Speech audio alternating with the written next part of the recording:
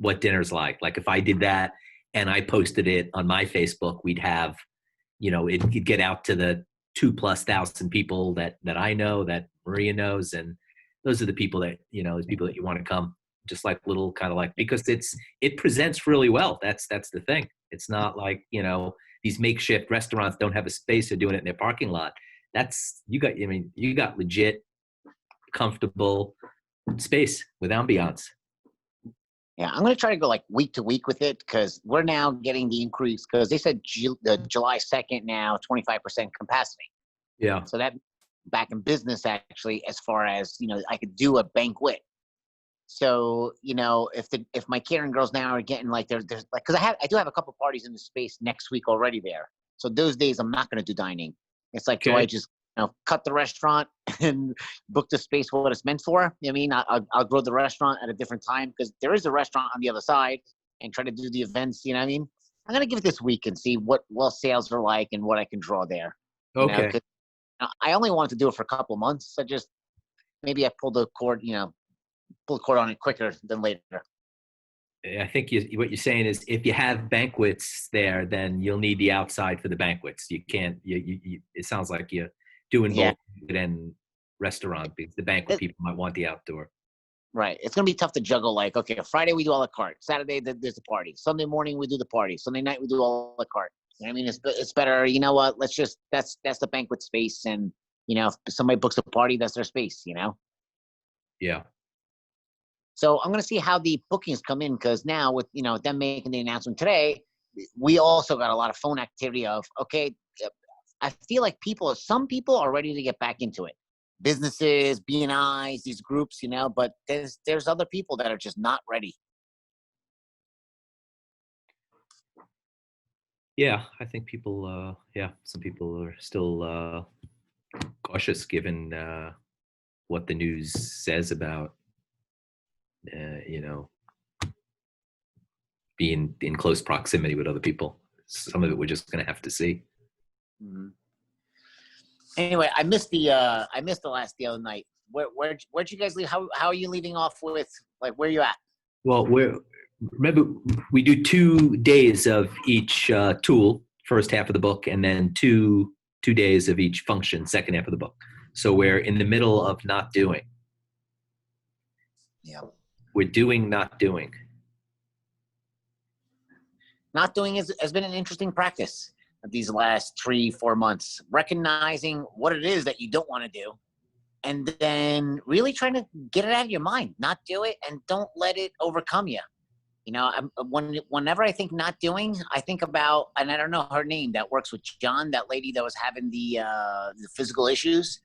Like, man, she had to really think herself off the ledge of not doing in order to feel well. Like, she was almost forced to do that. Yeah.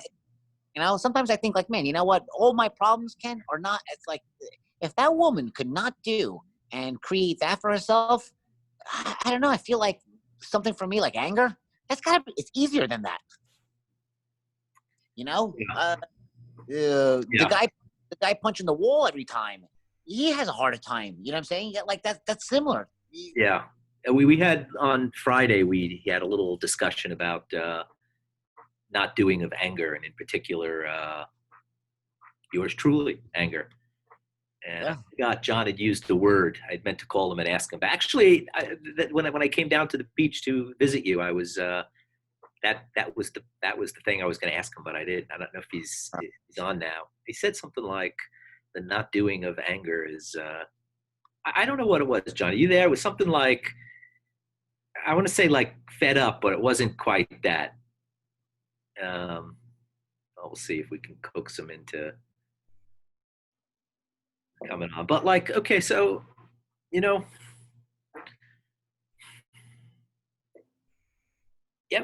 not doing is a really powerful tool. It really, it like will break the circuit of the stuff we do all the time.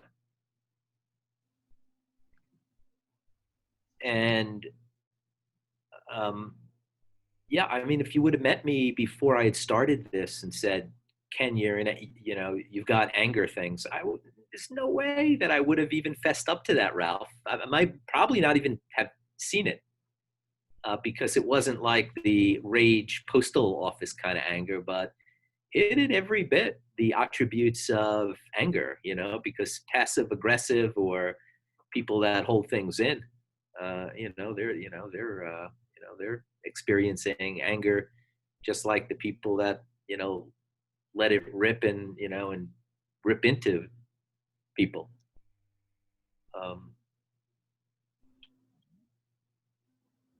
So they're not doing. Well, so that's the thing, right? Like I was thinking, like, what had happened? Like, what was the progression for me about that? And I remember when I started to get a look at it, because that's really part of it. You get a look at it. Remember the thing is, we can't see what we're looking with, and you can't see what you're looking with. So you're actually looking at the lens through it, right? And by that I mean that I didn't ever like wake up in the morning and say, today is going to be a super angry day, and I think I'm going to go to DEFCON 5 anger, and it's going to be really fun. It wasn't like that. Never. It was always that I allow myself to be set off by what? What do you think? Wow, so some kind of mommy issue, no? Something related to our moms. Let's say it this: a perceived threat with the emphasis on perceived. Okay. Right? Something that, like, it's like you and I have had this discussion, right? Like, because I think you probably share some of that similar type of programming. Yeah. Right? It's like, man, I've been challenged here. Motherfuckers, how dare you? Right? Yay? Yay. You're right. Yeah. So, I know that, I could see that. And I did that. I did that in spades. I did that lots and lots, until I started to get a good peek at it. And see that I'd be consumed with these bouts of anger, only to pop my head out every so often and say, because when I pop my head out, what I mean by that is I would break the interlock. Okay, let's go back to what we said. Excitation causes interlock. Excitation. What does that You mean? get excited about something. Some guy is standing in front of you at the checkout of Restaurant Depot, doing his thing or whatever with his own thing, and there's an interlock because you get excited about something he does or says. Hey, Ken, just to bounce back for a quick second, it was the futility of the anger. Terry brought that back up from Friday. Yeah, futility. So that was the counterbalance, and that was actually your way out. Yeah. Was you were angry to the 99th percentile, and it was futile to the 99th percentile. And both things were true at the same time. And it slowly started to pick away at you, I guess, is kind of the way to describe that. I'm not sure, but I didn't mean to interrupt your flow. I just wanted to come back because I saw that. Yeah, no, thanks. Yeah, I appreciate that because I forgot the word futility. Yeah, me too. I was racking my brain. I couldn't get there. And that is what I meant when I said that, like, I would pop out of it. And I think I could say, like, when you're excited, you're interlocked with something. And if you're interlocked with it, it's like it's the only thing that's out there. Like if you're in a fight, a real fight, you're interlocked with that fight. And, you better damn well be, because you got to pay attention. But the point is, what do you get interlocked with that's not a fight, but that, well, you might perceive as a fight, let's just say. Which is why the perception of threat for me, I got interlocked with something on the outside, whatever, and I'd be off to the races, consumed by anger. Only, as Paul said, to pop my head out and see the futility of that. Be like, holy shit, I just spent 2 days interlocked with anger. To hell did I just do those 2 days? And let me tell you, folks, yeah, I know that you guys share this too. When you're interlocked with something, that's what you see. You're locked in to that thing that you think you see. that threat. What does it mean, the futility part? Like, what does that mean? Futility means like there's no upside. You know, I mean, something that's like futile is like it just no matter like it just has no like no What was the upside. payoff, right? What was the Yeah. payoff, right, Ken? You spent, what, 8 hours, 10 hours in that van? Just sitting there thinking I had a ride in a Mercedes, and I decided to take a public bus? Yeah, I was angry and I copped on a bus. You know, it's a longer story, which I'll tell you because it's better. It's funny, but let's, for the purposes of this example, well, Right. it's not funny. It wasn't funny at the time. At the time, I was like, I'm so angry, you know. But so Ralph, you know, Ken could do nothing except sit there and recognize that his anger was accomplishing absolutely nothing useful. Gotcha. The word futile, you know, heard it. You know, I hear people use it, but what's the exact definition? Yeah, I think that's a good way to say it, right, Ken? Yeah. Yep. But like, here's a thing, you know, like too about me now having this experience. It's like a bridge or a map to give other people a hand. Okay. And it has, like, I'll tell you, with the model that you teach and the not doing, since we're in the not doing, and, you know, without getting too fucking personal with, you know, I don't know who's listening, but like with you knowing like the Hoboken thing for me, okay, where I need agreement with my. Go. So her first reaction was, you know, it was like almost disagreement. She wasn't, you know, not as excited or willing to want to do the same thing I wanted. Like she wanted to know, how is she protected? What is she getting herself involved in? Okay. So for me, again, I guess it's like that anger and the not doing. So for me, I was able to kind of recognize, not do the anger thing. Although for me, I always think is like, damn, can the floating eliminate the, like, why did I even feel anger? Like, you know, I start thinking about what John says about the intuition. You know, my wife's perspective on that was right. Like the fears or things that she had, I don't thinking like, you know, immediately they don't come to my head right there. Still that anger comes up. And then I got to not do, and then let the degrees of logic kick in. Like, all right, let me listen. What the fuck you saying? Oh, Yeah. I mean, yeah. But it doesn't stop you from getting angry. It's just like, what degree? You know, the tool, you know, what we're doing is breaking a loop, you know, breaking a programming loop, or we could say that if we think about that upside down pyramid, and if you did a rewrite, you'd go back and you'd rewrite an early childhood belief, but you would do that down at the bottom of the upside down pyramid, which then that belief, which we call a self-meta program, is connected throughout your brain to all sorts of programs above it. You know, your emotional set and the feelings aspect of it, and the very logic that you use. How dare you not? You know, I'm not sure you said this, but I mean, I understand. You know that the logic. Would you mind a lot if I addressed Ralph's actual question? Yeah, please, and in particular, if we tee up his actual question, so if I can see if I missed his actual question. Okay, what I think Ralph's actually saying, from what I heard at least, is he's saying, okay, how come my anger's still there? Yeah, that's the question. Okay. Mm-hmm. Okay. I used to ask that same thing when I was accused of speeding all the damn time. What did he say? Accused of what? Speeding. Meanwhile, you're speeding. Yeah, that was, you know, how dare that motherfucker stop me from speeding? I mean, I was only going 10 miles over the speed limit. But I fixed that. I moved to LA. Yeah, then you got to go 20 miles over. You know how I actually fixed it? How's that? I slowed down and paid attention to where I was driving, and actually learned how to drive instead of learn how to show my anger on the road. Yeah. See, the thing is there wasn't any threat, and there was nothing that was frustrating me either, other than me myself. Yep. That's a fact. That's. So when I got down to it, I was fighting, you know, like Don Quixote. I was fighting some damn windmill that even if I won, I wouldn't win anything. And I have to say, with from counsel from you guys, it's fresh in my head.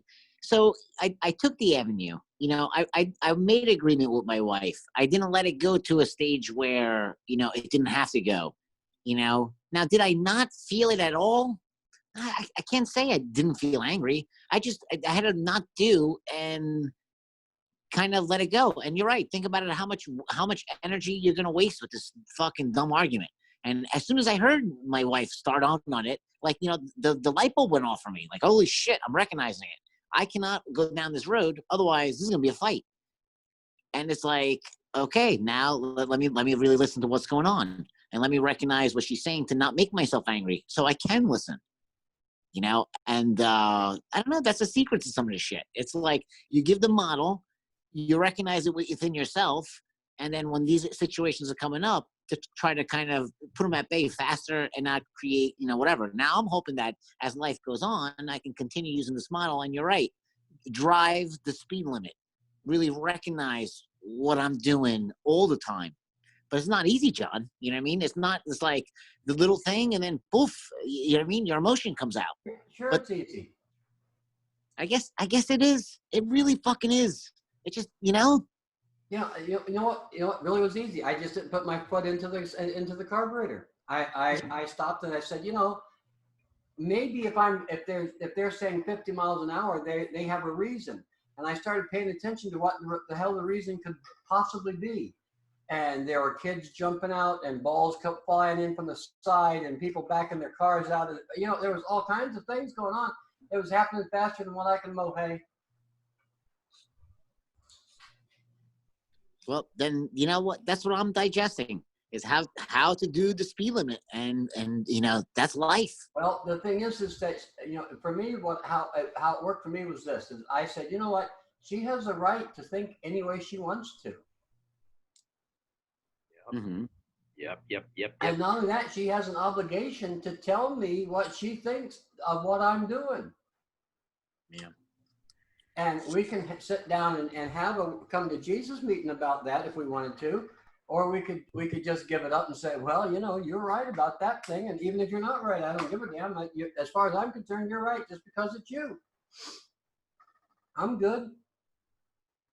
Listen, in my situation, in this last time around with Hoboken, my wife made, again, a lot of fucking sense from an angle I wasn't seeing. Just like my boat pulling, in the past, shortly past, I would have not listened, just refused to see it from a different lens. But yeah, I'm pretty sure that that's well, I don't know. I think that Excedrin helps that a lot. I'm not really sure. Yeah, I think at times maybe we were born from the same mother, Ralph. Brothers from different mothers, Ken. But then it's not so uncommon, because I'd ask. Yeah, it's just. And it makes me think it's not uncommon for us. I think a lot of us are out there, and that's why I'm saying is every. Christ Almighty, is there ever? Yeah. Yeah. Well. Oh well.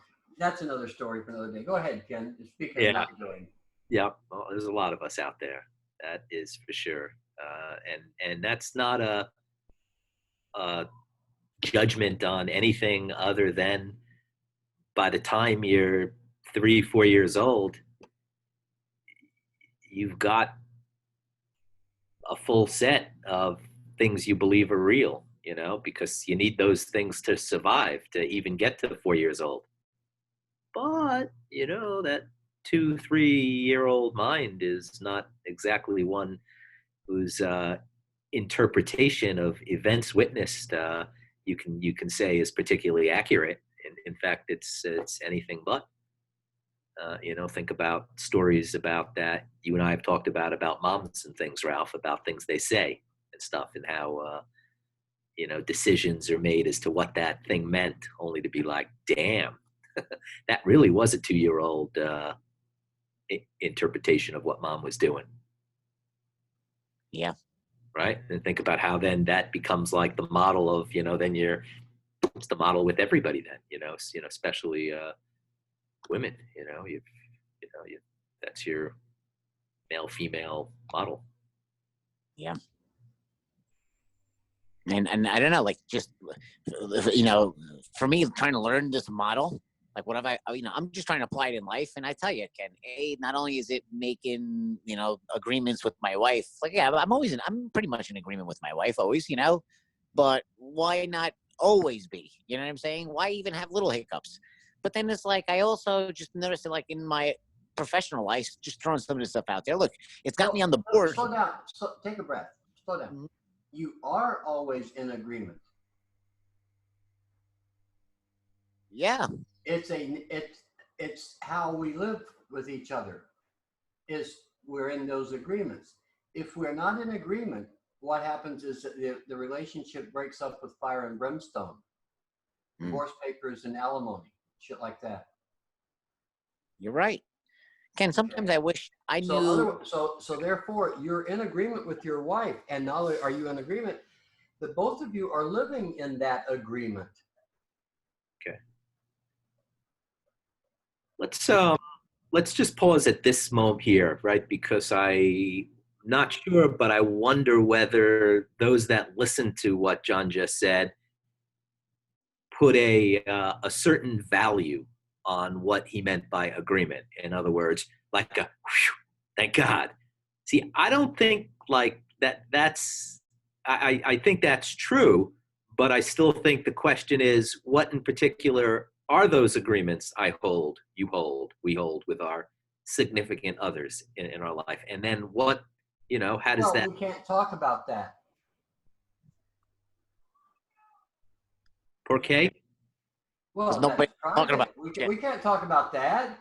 If we talk about that, then all of our dirty secrets are going to come out, and he might have an advantage, or she might have an advantage, or the kids might have something on both of you. Yep. Even worse. God damn. If the kids get something on both of you, whoa, man, that'd be terrible. Well, or it'd be fun. Take your pick. Yeah. I'd say you can really fuck with the kids then, right? Well, yeah. Those. They're sensibilities. Ken and John, when it's like, fuck it. And you know what? You think they're dirty secrets, or they're fucking. Meanwhile, everybody's got them. We all do the same shit. I think it was Pitbull, right? Everybody fucks. Yeah. At least that's what the song said. I mean, it was a song, so who knows? I'm surprised you know Pitbull, John. You'd be surprised what I know, motherfucker. That's right. He's gonna come and visit you. Yeah, right. Yeah, we're coming. Okay. Well, yeah. I'll leave the light on for you. So let me know when you're coming. Okay. So I'll have you something to eat. Not to worry. I'll do the cooking. You don't gotta worry about it. Yeah. Well, you might not. I'll teach George. I'll teach George how to do the system down there. Christ, lots of luck. God bless you. You need bring a priest. You're gonna need all help you get. Poor Georgie. Hey, what's up, guys? I'm back. Hello, Greg. How are you? Greg's on. All right. Yeah, sorry, guys. I missed the last 2 days, but don't worry about it, Greg. So did I. Are you playing cornhole, Greg, or are you paying attention? No. I'm here. I cut the kids off at cornhole. Okay. Well, Jurassic 5. Yeah. Ken, the other night you were talking about Greg a little bit. I don't know. I'm interested. Ask Greg a little bit about his background. What we were. All right. Well, what's your background, Greg? Yeah. Yeah, you know. Well, that's a good intro. Thank you. Yeah. So no, my background. I'm a CPA. I got this part. What? Yeah. How do you get along with people? Here's my question that always to me goes to the heart of it for me and other people. How do you get along with your old lady? That was that's what I talked to Ralph about this weekend. That's just yeah. Yeah. So we get along. She has anger issues, but we get along. You know. That bitch. I'm not kidding you, guys. She has anger issues. Hey, I have no doubt about it. Did you marry her? Oh yeah, we're married. We're married. So those were brand new, right, spanking new, right out of the bra anger issues. I bet, right? Yeah, not really. I mean, she's on. You know. Okay, so I don't want to hear about it then. There's too much information already, dude. Thanks, John. You really don't. You really don't. Dude, look, here's the thing. If you guys were actually serious, I could give you a hand, show you how to build some bridges around some of that stuff. But, I only do that for people that I believe in and trust in. Otherwise, it's just too damn much work, and I end up being the fall guy for the reason why your lady's mad at the world. John, Greg's a good dude. I like Greg. I don't have any doubt. I'm just telling you how I am. Greg needs to know that, because I'm not necessarily what you think a good dude is. Yeah. That. And especially some ladies, well, that goes both ways. Some ladies love me, and some ladies not so much. I mean, you can't really blame them. Yeah. But at the time, I know Kathy, his wife. Greg might be doing the finger pointing. I think that's why it's like I wanted to recognize a little bit. That's why it's like I don't know how. Okay.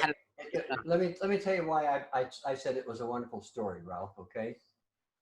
I've heard a lot of guys tell me about how it is their wife doesn't understand them, and how it is that she's a bitch.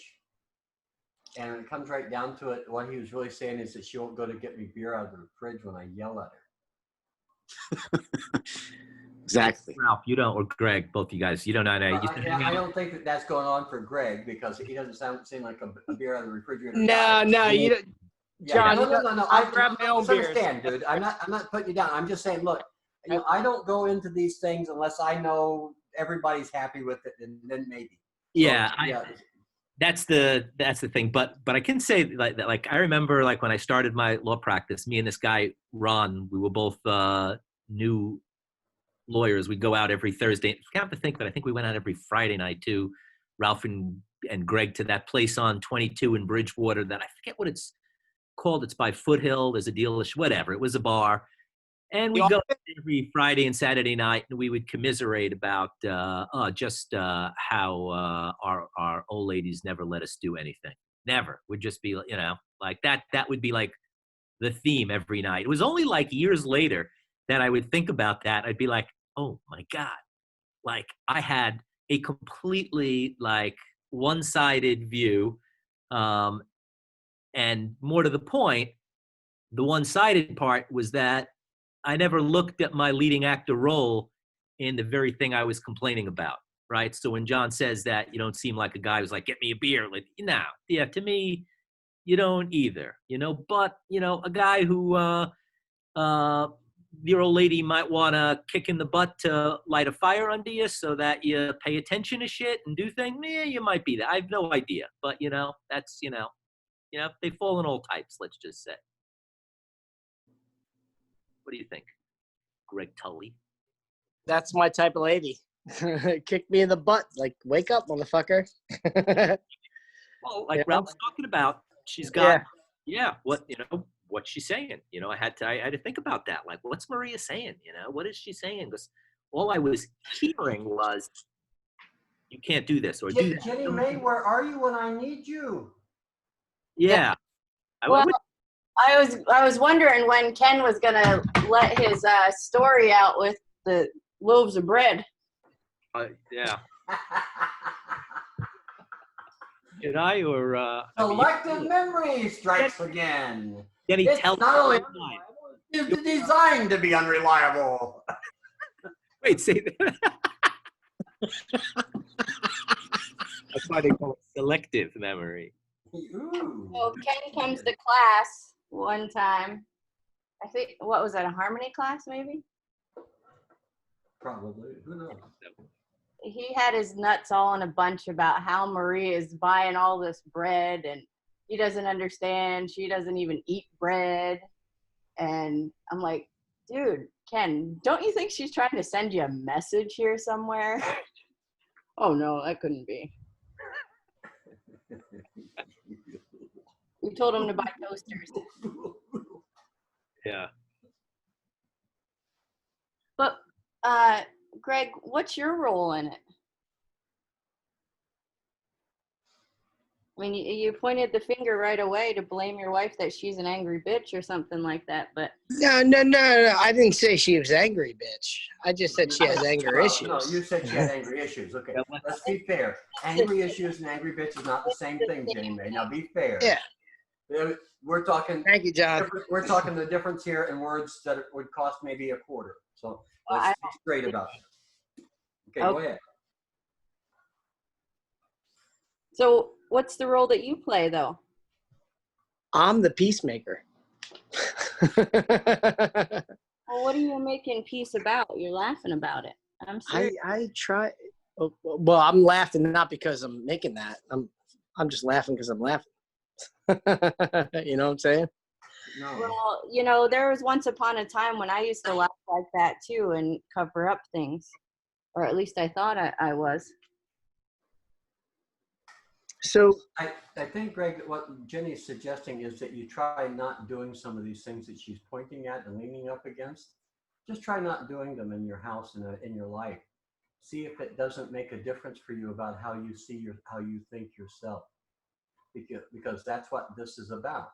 If you not do some of these kinds of really deep habits like we're talking about here, and you can't even see that they're habits. That's the whole thing. You just have to not do something else for you to see how habitual you actually are. Doesn't mean that you're a bad guy. It means that you, like everybody else, are a programmed entity, metaprogrammed entity. So what? So you recognize how that is. That's the idea, is for you to say, oh, fuck, look, I'm doing that. Oh, son of a bitch. Damn, I didn't see that. And once you see that once, then you start looking around saying, oh, damn, there's a whole forest of this shit here. I just thought there was this one single tree. Get me out and run one of them chainsaws to get started.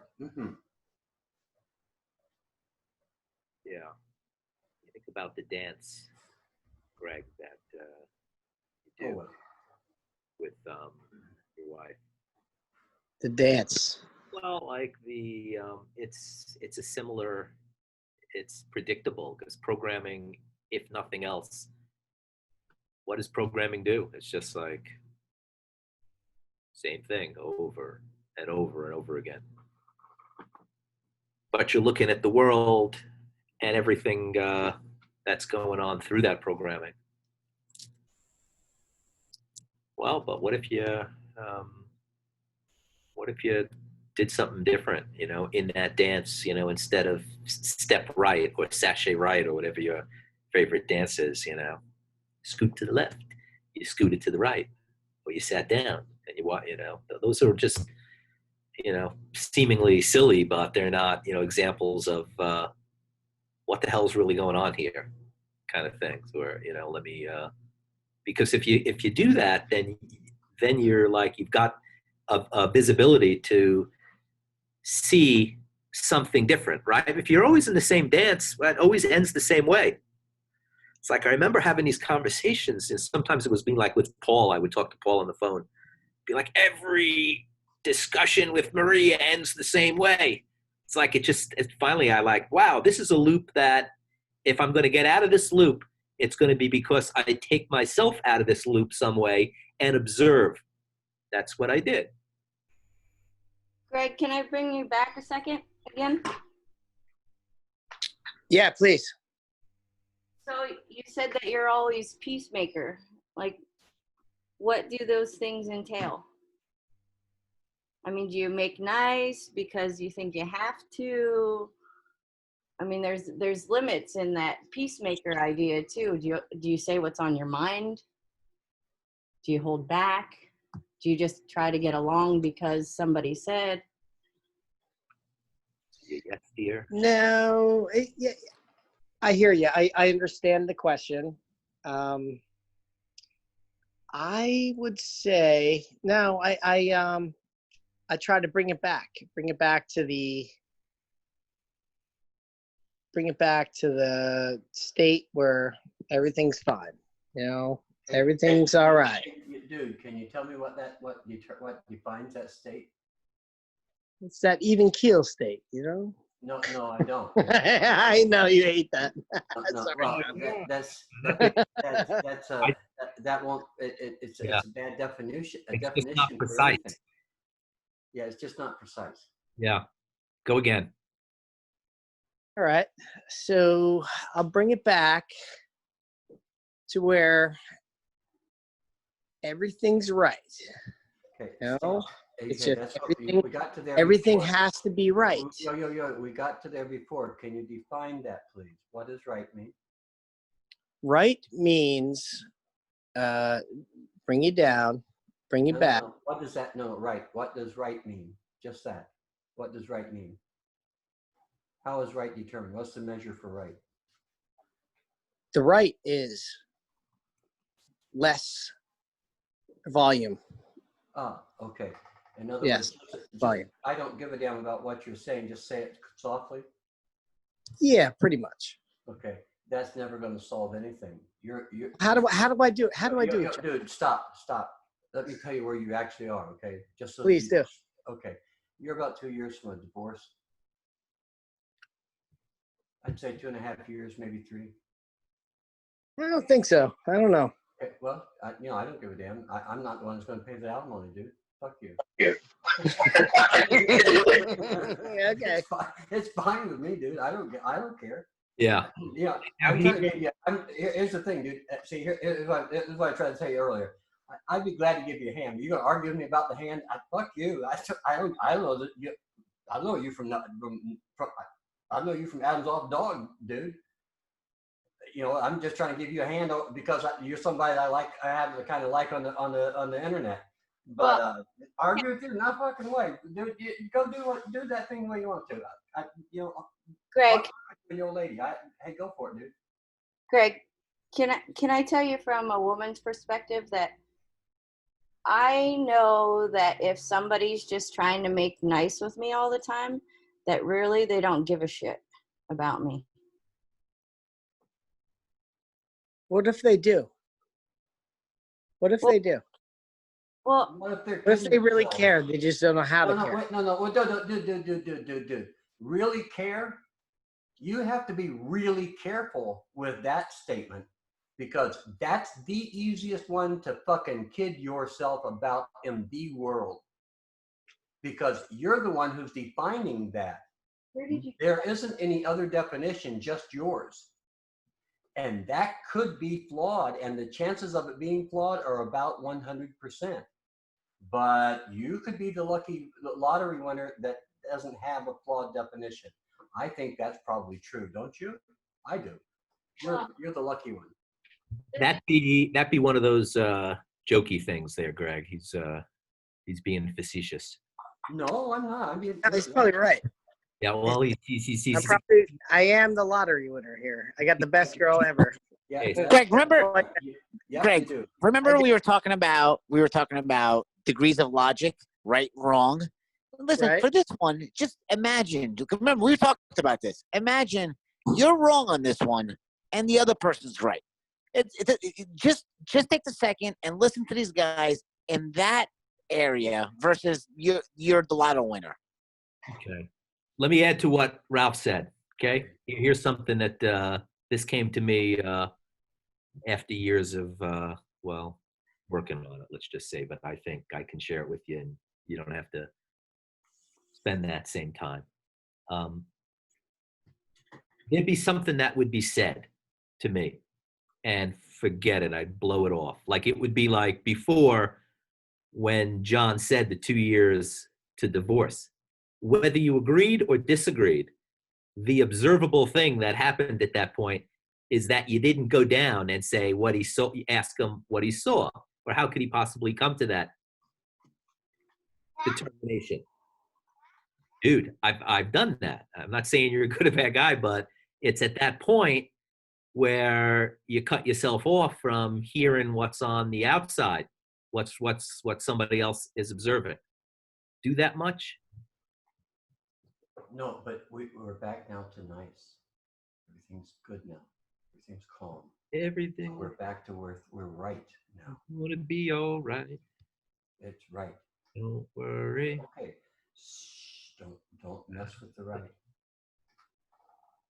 Everything. Greg, you said that you're the middle child, right? Is my memory serving me right? Oh yeah, I'm the MC. So, how long have you been doing the peacemaker thing? I want to talk about my wife. So I've known my wife since nursery. Wait, hold on a second. It's Wait. not just with your wife, though. If you're the peacemaker, there. I'm the peacemaker of the family, everything. Yeah. Yeah, I'm the glue. Okay, go ahead. No programs running there, of course. No.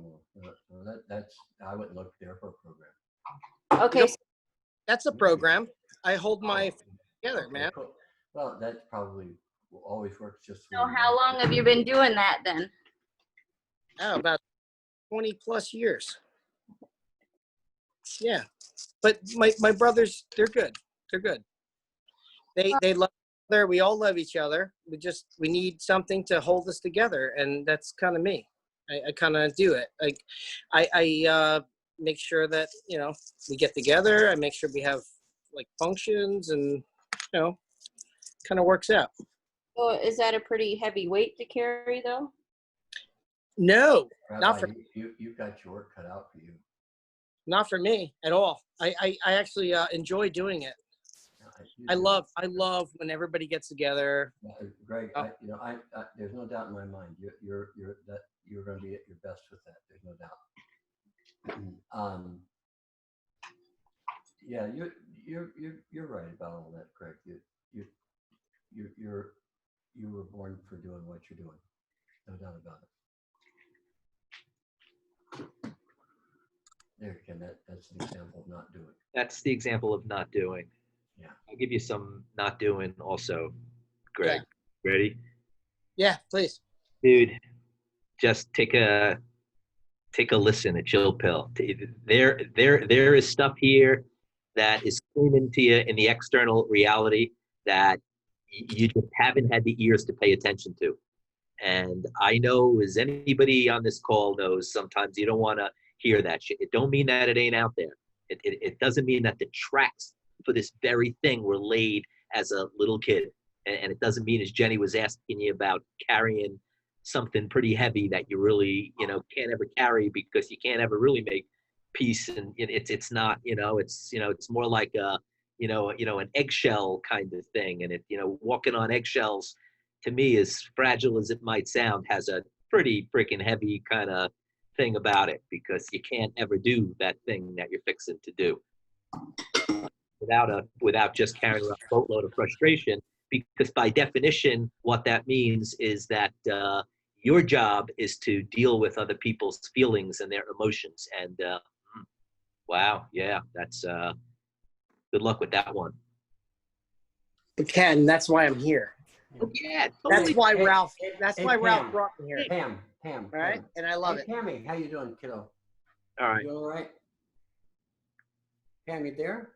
I'm going to unmute Pam. I think I did. Good. All right, I wish you would, because I'm here. Oh, hey, how you doing, kid? I'm doing good. How are you? Well, I'm not near as good looking as you are, but that we can debate that another time, okay? Okay. Okay. You're still more daring than I am, so there. Okay, look, here's the thing. This whole thing of you forgiving guys for being like Greg is keeps you from being a happy girl. You know that, right? Yeah, I've stopped that. Have you? Okay. I have totally stopped that. Yes. Okay.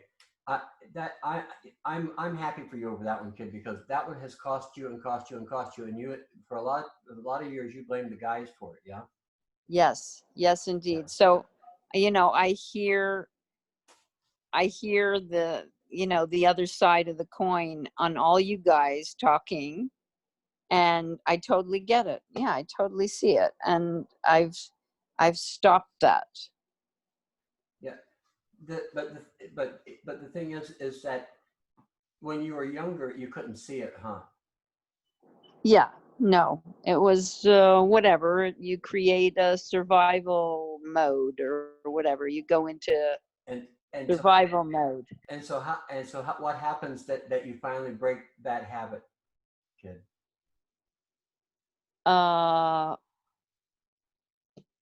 Yeah, I guess you take ownership of you become responsible Yeah, for yourself. you finally say, okay, no, I gotta be happy over this one, right? Yes. Yeah, Okay. my happiness And it comes doesn't first. it isn't because you're going to put on a happy face. It's because you're going to say within yourself really that you're happy. You say, no.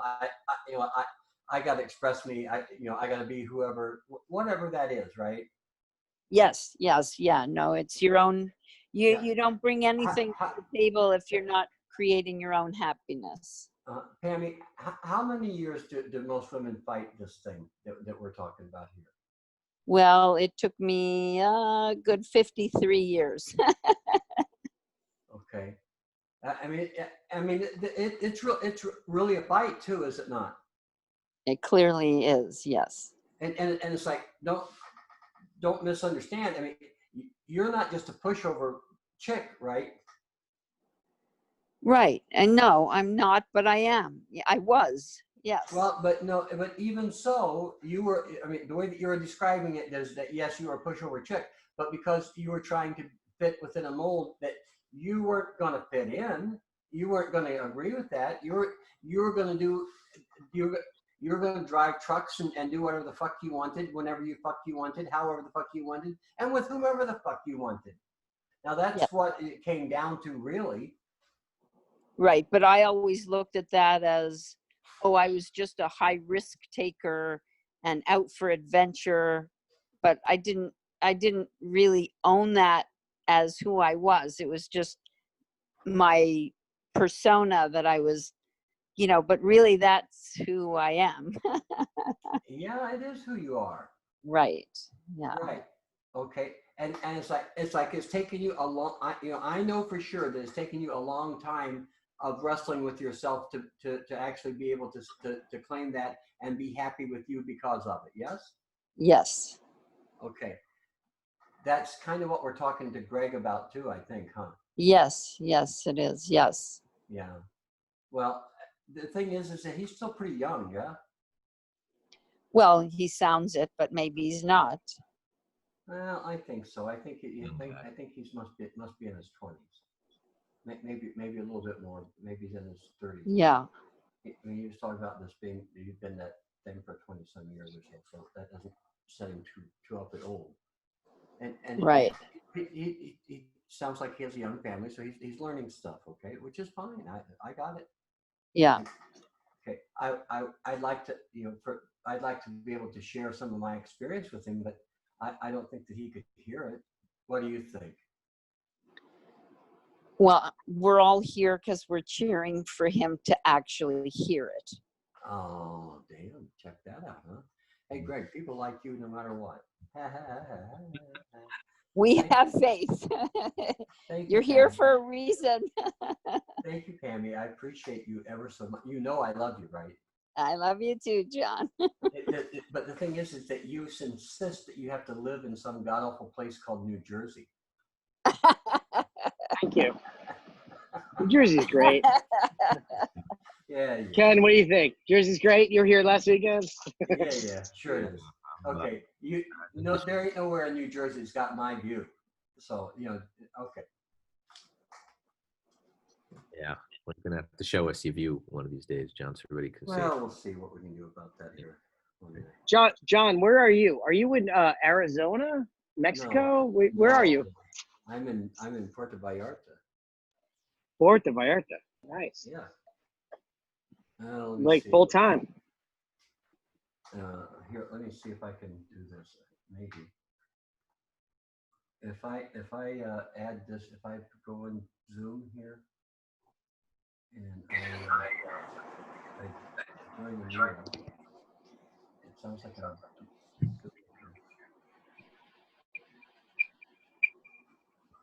Let me see if I can share my screen here.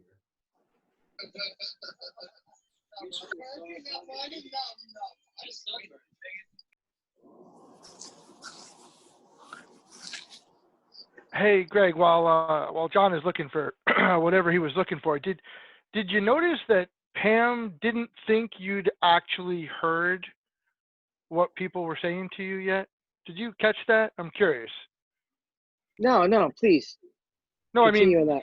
no, she said that we're all rooting for you to actually hear what was being said, which by root definition means that she thinks that you haven't heard what was being said. And I'm pretty sure by the look on Kent's face that he agrees with that statement, and whatever John's looking to pull up, he probably agrees with that statement, and I agree with that statement.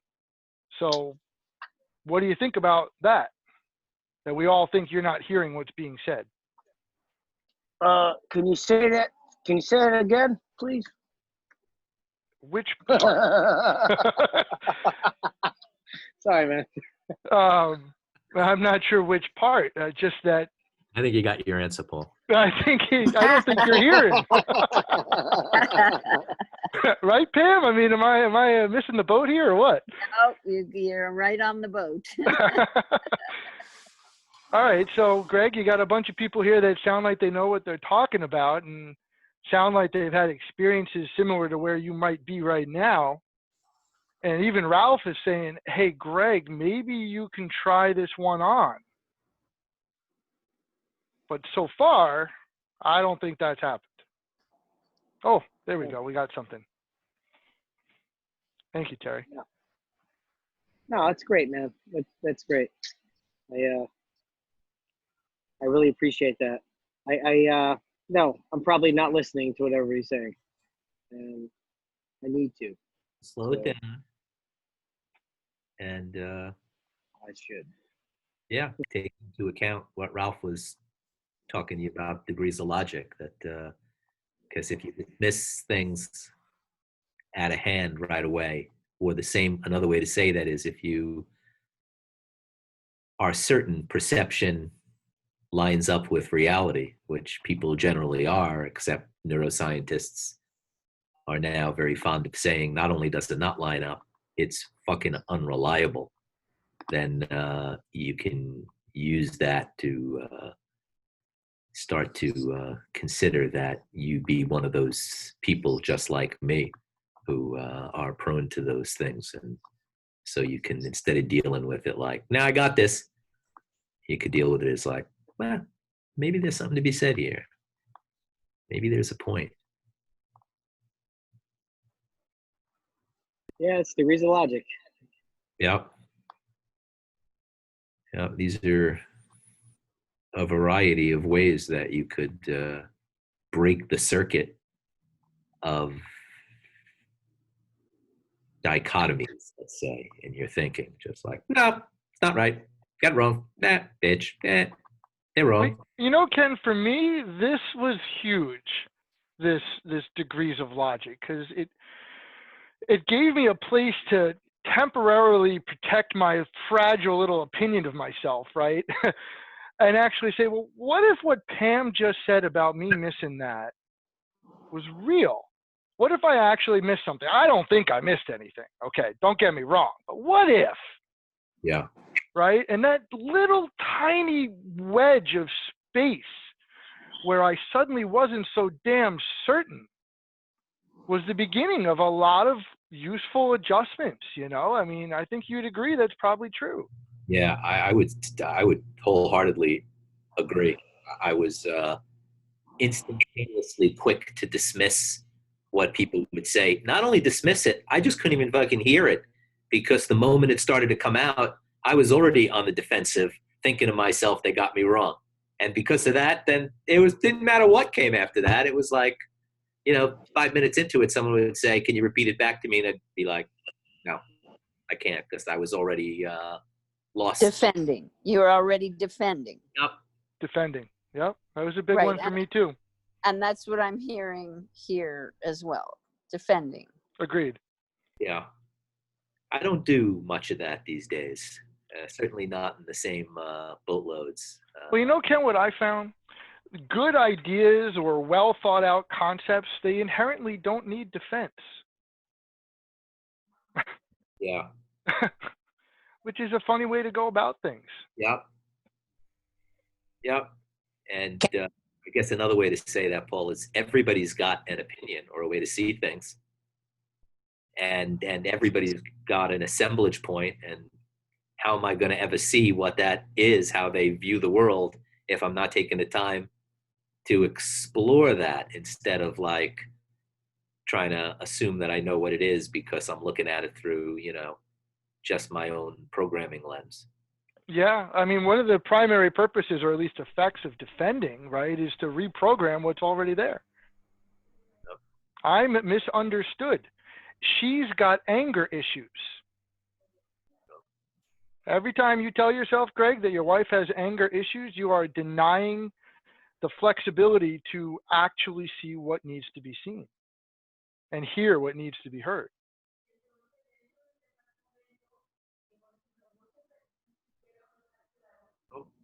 And depriving yourself of an actual relationship. No doubt about that. And that is why John gave you, what was it, 2.5 years? Was that to Pam or to? Well, no, I mean, that's why he was talking to Greg. Greg. And he said, hey, you're 2.5 years away from that thing blowing up in your face.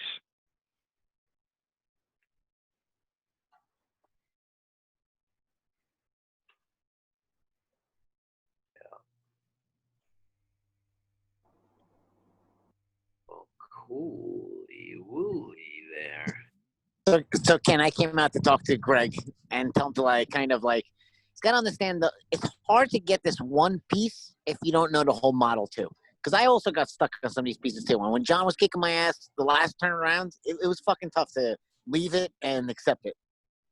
But once you get the whole model, it's like, holy shit. Yeah. You are right about that, Ken. There's incremental pieces of increased understanding on all fronts, right? And you inch along a little bit at a time, and you don't even realize that you're understanding more of it and linking more of the pieces together and seeing bigger pictures and being more honest with yourself. Yeah. It all happens a little at a time. I think you can agree with that, right, Ralph? Yeah, and I want Greg to see it because I'm telling you, he's a good family man. He's a fucking super intelligent guy. And I think that if he can understand this, he'll use it in his world and he'll fucking kill in his world. It's just in the beginning, just like George and fucking Jesse down there, it's hard for him to see it right now. He doesn't know you guys. I had the relationship with Ken. I made me more trusting. He needs to be more trusting before he's going to accept it. You know what I'm saying? But he's going to start using this. He's going to understand it more. Okay. Yep. I think he will too. Yeah, I do. What are we looking at now? We're looking at, maybe trying to change screens maybe to get a view of maybe Puerto Vallarta, if that's still happening. Not sure if it's what's going on, but you'll see stuff. You could try it and see. So what, we got something on the screen here. We've got, not a. Come on, John, you could do it. like John, you're recording your screen. It looks like.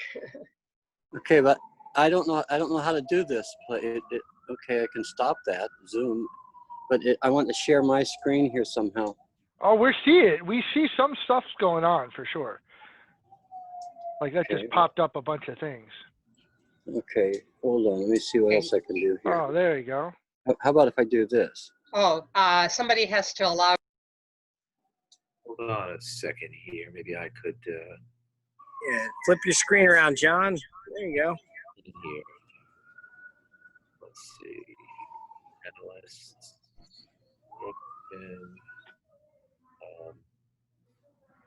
It looks like. Oh, there we go. Yeah, we got you. I see George in the background. Okay, now let me turn that around. Okay. How about that? What do we got now? We got a pool. Nothing. We do got, you? yeah, we see the pool and the city below it. Oh, there.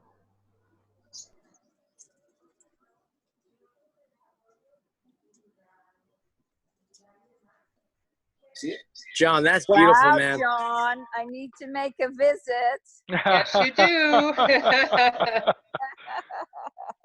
Okay, well, let me turn. I don't know if you can see this part, but let me turn around so you can kind of see into the living room a little bit. I guess you can, huh? Yep. Yep. See it. Okay, we redid the bar. You can open the door up there, George. We'll show them real quick what you guys are doing outside.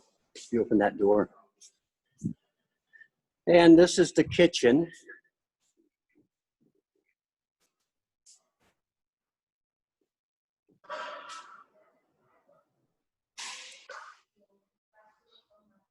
That's an iron walk up there, and Here we go. oh, there are We there just are lost other. the video. Well, let's go back out here a little bit so we can do this. What we do, Terry? I think maybe what happened is that somebody spotlighted Oh, John There it spotlighted is. on his other Okay, connection. there you go.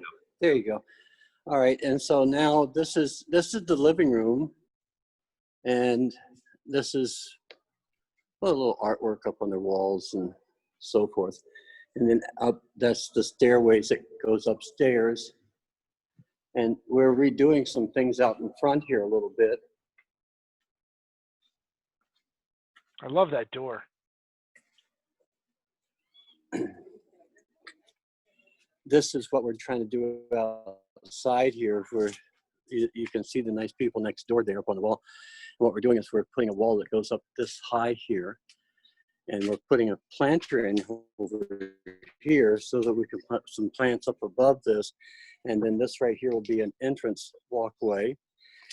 And the reason why we had to do all of that was that green thing sitting right there, because that was inundated with water. And since it's a transformer, that meter that you can see right there, well, it burned out. And so we're going to have to put a roof over all of this. We don't have to put a big roof over just a roof. Okay. And we lined up this wall with the wall to the garage over there. And so when you walk in the door, what we want you to do is be able to see this view. I don't know if you can see it yet or not. It takes a while to adjust, but that's the view when you walk in the door. Yeah. Gorgeous, just gorgeous. Yeah, there. And of course, we have a stage here for where we have performances and people come and they do their thing. And that goes upstairs to rooms for people to stay in that when they come to visit. And then we have a little mini office over here that George uses sometimes. And then we also have the regular office back here. Cool. Cool. Nice. So that's the awful views that we have to deal with here. I'll show you our breakfast table so that you can drool.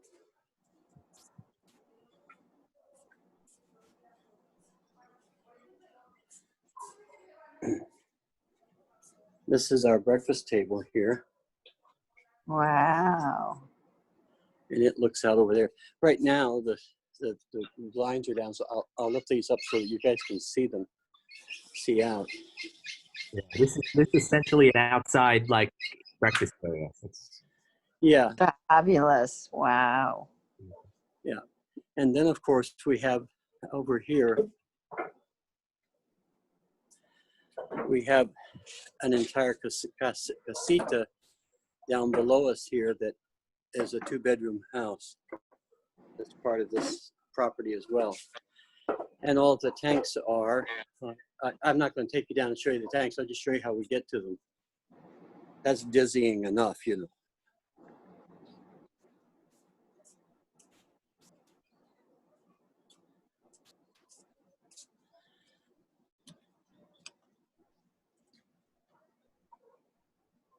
Woohoo.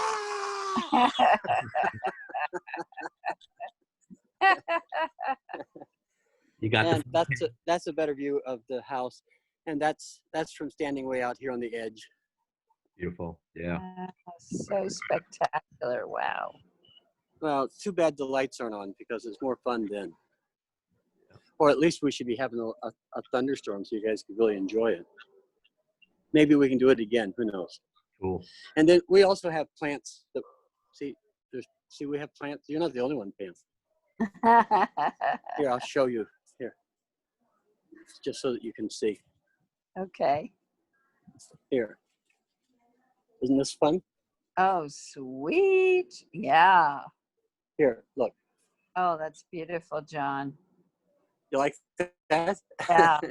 Great. That's sage in those little pots there, by the by. Very nice. Very nice. Yeah. Yeah. And then this is the curtain to my bedroom right here. Wow, that is super cool. And we give plants away to people. That's very nice. Sage plants? So we have we have all kinds of things here. We have, these are all succulents, and you can make succulents like every 20 minutes. Yes, right. And then these right here are huge double hibiscus. We cut them all back, and then the ants got into them, and so they stripped off the new leaves, and so they're coming back again. But this was the mother plant of these little bonsai guys here. Isn't that nice? Can you guys really see the little bonsai guys here? Here. It's so sweet. Yeah, I could see it. Yeah. Okay. And so these are these are the big brothers from that. We're going to go out in front to give us color in the front garden out there. That'll be so beautiful. So wow. we're kind of getting ready to. Yeah. And this is just a little poor, straggly juniper that I'm trying to find a home for. But we have things that grow. We have things that grow here. It's like, see this right here? This is a bonsai, right? See how cute that is? Off of those trees that are curtains for the living room. Oh wow. Look at the size of those leaves, and then look at the size of those leaves. Wow. That's so cool. we do lots of fun things. That Cool. is so fun. I know I would have fun there. Thanks for Jesse and we had, this was one big clump of palm, and they divided it up into, I don't know, like 10. They made lots of them. Okay, anyway, that's the tour. That's all of it. Tomorrow. Yeah, go ahead, Ken. Yeah, tomorrow we're going to talk about the tool of honesty. Read the chapter or listen to it. It'll be helpful background. Sound good? Sounds good. Good night. Sounds good. Good night. See you tomorrow. Thanks all. Good night, all. Night. Did you like the tour?